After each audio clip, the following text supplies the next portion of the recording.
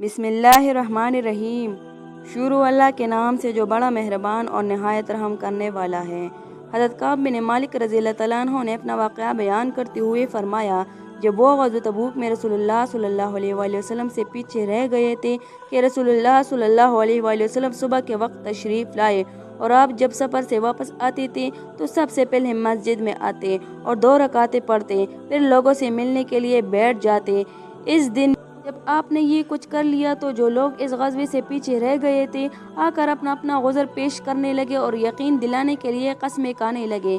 ये इसी से ज़ायद आदमी थे। रसूलुल्लाह सल्लल्लाहु अलैहि वसल्लम ने इनके ज़ाहरी उज़्र को कबूल फरमाया और इनसे बिग़त इताअत ले ली और इनके लिए बख्शिश तलब फरमाई और इनकी बातनी हकीकत को अल्लाह ताला के सफ़र फरमाया कि मैं भी आया। जब मैंने सलाम को कहा आप नाराज शख्स की तरह मुस्कुराए, फिर फरमाया आगे आओ। मैं आकर आपके सामने बैठ गया। आपने पूछा तुम कैसे पीछे रहे, क्या तुमने सवारी नहीं खरीदी थी? मैंने कहा ए अल्लाह के रसूल, अल्लाह की कसम, अगर मैं आपकी बजाय किसी दुनियादार सरदार के पास बैठा होता तो मैं जानता हूँ कि यकीनन मैं इसके नाराज़गी और गुस्से से निकल जाता, क्योंकि मुझे बात करने का तरीक़ा खूब इनायत हुआ है।